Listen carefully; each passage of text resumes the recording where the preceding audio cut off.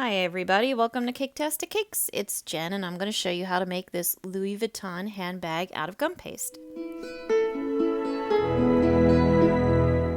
Now before we get started, if you guys need any tools, if you see me use anything that you don't have and you'd like to have, I have links in the description below so you can pick and order anything you might need to make these. So now let's get started with the purse. Okay, I took my brown, I rolled it out to be about a half an inch thick, I'd say. And then I'm going to use my knife there and cut out a nice size rectangle. This purse went on top of an 8-inch cake, I believe it was. So it's a decent size. It's not huge, but it's not too small either. And, you know, I know there are a ton of videos out there on how to make cakes into a purse. This is just going to be the purse, so there you go. I rolled out some light pink. It's a very light, soft pink color. It's kind of hard to see in the video maybe, but it is pink. Make it the width of the purse, the brown part that you cut out there already.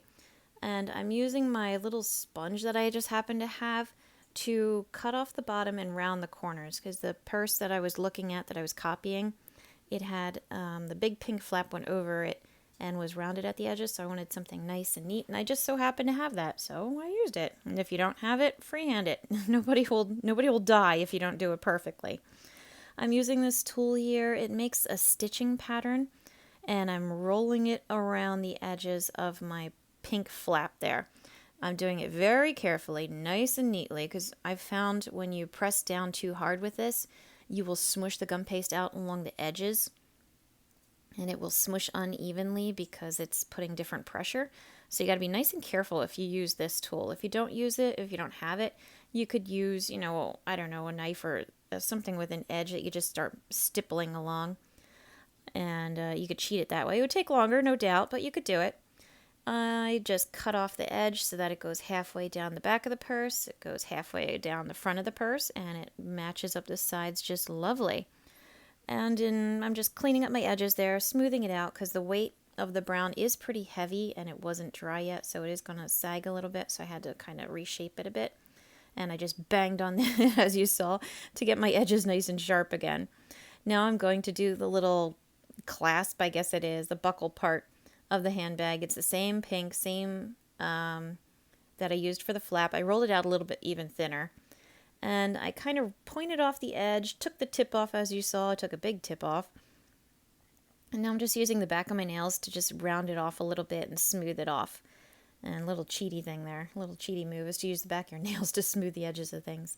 Add a little bit of water and lay it right over the center of your purse. Okay, it's going to go down in the back, pretty much the same length as the pink flap, and it goes almost, as you can see, all the way down in the front.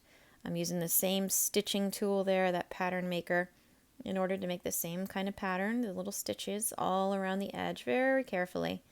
And I'm going down the back, and across the bottom. Okay, so there you go. I actually have no clue what the back of the purse looked like, because the picture, of course, only showed the front. So I'm just kind of taking my imagination and using my liberties with it.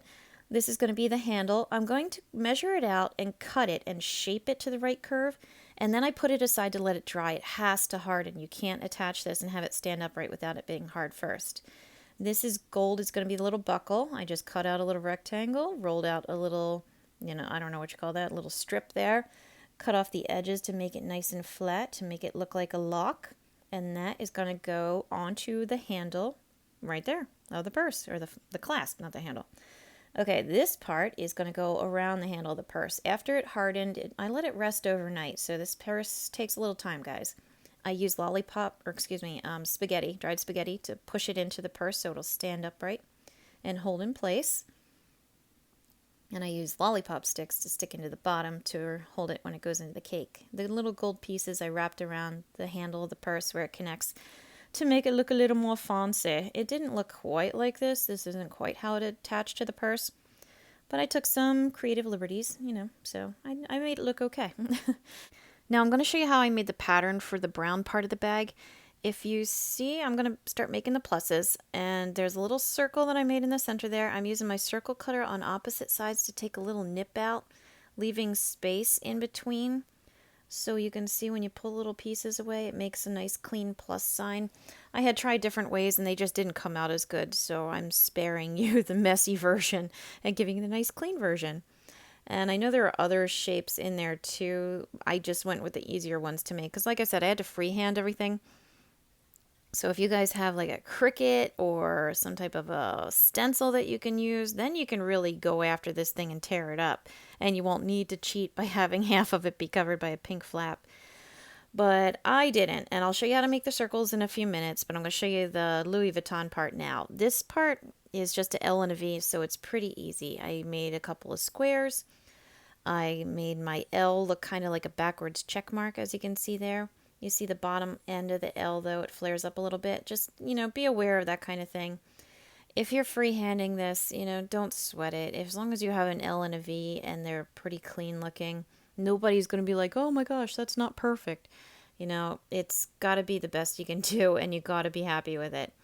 All right, so when you put them together, I made the V as you saw, lay them on top of each other.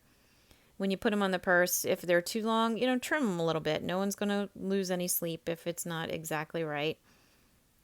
Except for maybe you, because you're the one who did it, and I know personally I judge myself the hardest. But anyway, so I'm putting an L and a V on either side, as you can see here, and I just matched them up as best I could, trim them to make them fit as best I could, a little bit of water to make them stick in place, and there you go. And now I'm going to show you how I did the circle and do it nice and neat. I have the circles you saw. I made 4 little circles inside of it. You can see them there. I used a swizzle straw, like a coffee stirring straw. I'm using my X-Acto knife blade to connect the circles. I cut straight through the gum paste to connect the circles opposite from each other.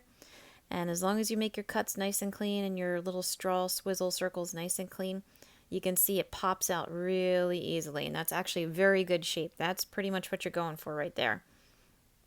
I'm using my handle of my paintbrush to clean up the edges a little bit. And when you stick it in place, you want the little circles inside to go up and down again, kind of like a plus mark.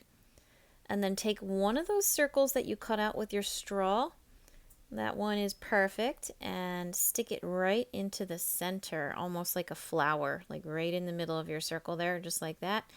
Using the back of my paintbrush, just press it down a little bit, and there you go. Do it on either side.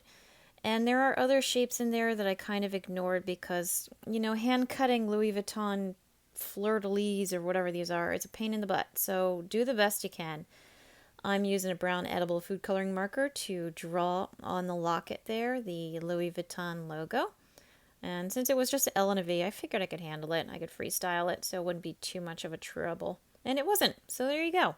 So let it harden up and stick it in your cake, and you got a really nice Louis Vuitton purse cake that you didn't have to freak out and try to make an entire cake out of. Just put a nice decoration on it. Now, please like and subscribe. That would help me out so much. Check out my other videos. And as always, guys, thank you for watching Caketastic Cakes.